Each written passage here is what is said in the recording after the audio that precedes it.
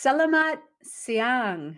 That is an Indonesian greeting. So the next time you meet somebody from Indonesia, say Selamat siang. Today, we're going to talk about the 7 things you need to decide if a globalized or a localized marketing campaign would work better for you. I'm Wendy Pease of Rapport International, where we connect you to anyone, anywhere in the world through high quality translation in over 200 languages. Join us every Thursday morning at 11:30 a.m. Eastern Time as we go live discussing translation trends and questions, cultural fun facts, and global marketing. And tell me where you're calling in from, or if you have any questions, I'd love to answer them. So, the 7 things you need to decide if a globalized or a localized marketing campaign would work better for you. Well, first, let's define globalized versus localized. Localized means that you are really targeting a local market. You need to have cultural references and famous people and language that is very recognizable to the people in that market. For example, in Massachusetts in the United States, we talk about the Red Sox, but if you're out in Chicago, you'd be talking about the White Sox. And so that's localizing it where you're really bringing something in. And the World Cup is going on right now. So if you're selling soccer balls, you really want to pull up Ronaldo or Messi or who the famous player is from your area. Mbappe, if you're in France. Globalized means you've got a product that isn't as important that you localize to that geography, but you could use a standard translation and messaging that is going to connect with everybody around the world. And we're going to dive into the 7 things you could think about. There is a misconception that if you have an industrial product, then you can globalize or you can localize for a consumer product. It's not always the case. You've got to go a little bit deeper than that on your buyer. Okay, so on the strategy for deciding this, I decided to step back and look at the old marketing 3 C's and 4 P's. Tell me if you've heard of those before, and that's the framework I'm going to use for this. So number 1 is your customer. It always starts there. What are their expectations? If they're reading your content, are they going to expect to see Spanish from Mexico talking about their soccer team?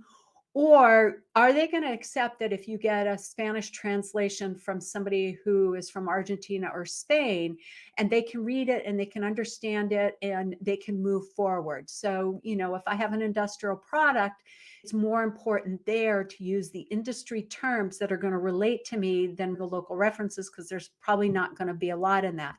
Another example that I like to talk about is rain caper. They make these raincoats that go a little bit longer. You could use them for biking so you don't get that line up the back when you're biking and it kicks up the water.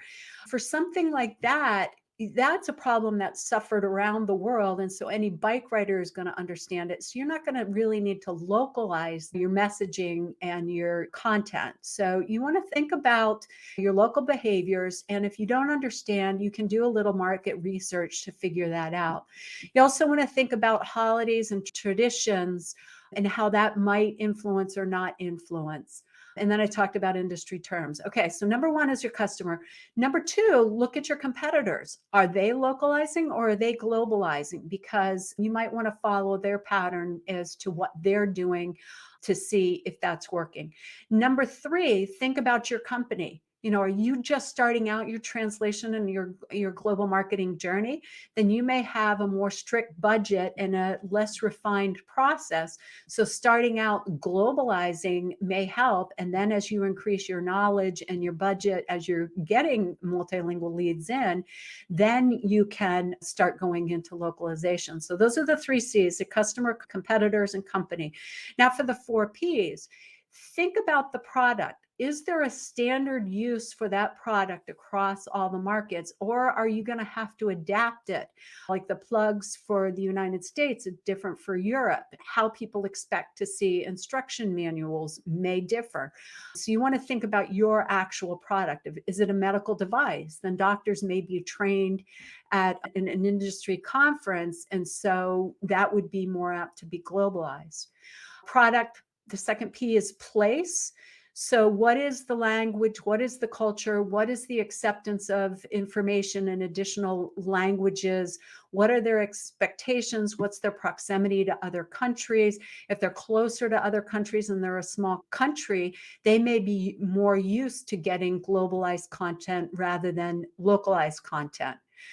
So, product place promotion, when they're seeing advertisements or they're learning about things, or your customers expecting to see something that's very local or hear it in the language. The example I like to use for American English is in New England, the word wicked is used as a substitute for the word very. So she's wicked smart is the traditional one we laugh about, but we never use the word y'all, which is a very Southern thing.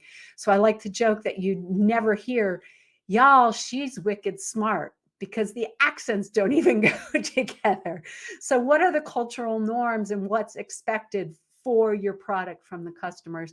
And the final thing is price. Now, this is something that's interesting because people do want to buy in their local currency. So most of the time you're going to have to localize to the currency.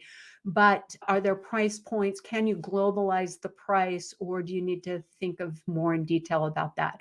So there are the 7 things you need to decide if a globalized or localized marketing campaign would work better for you. Just remember the 3 C's and the 4 P's. If you've had any marketing in school, then you would have learned those. And the most important thing is to have a trustworthy global marketing advisor to help you. At Rapport International, that's what we do. We specialize in global marketing. We have a podcast, we have an extensive website, we've got the book, we've got tons of resources that talk about this. If you want to have a free consult, certainly reach out to us. You can go to our website. It's Rapport, Rapport, just like the French word, building connections, rapporttranslations.com. So I hope you learned something from this. If you did, or if you're interested in learning more, certainly reach out to us. Thanks so much. Ciao. Thanks for watching. If you enjoyed this video, please like it and share it, or you can keep watching. And don't miss out on new posts by subscribing to our channel. And if you want to talk to Rapport International about all your translation and interpretation needs, or about growing your business into new markets, use the link below for a free 30-minute consultation.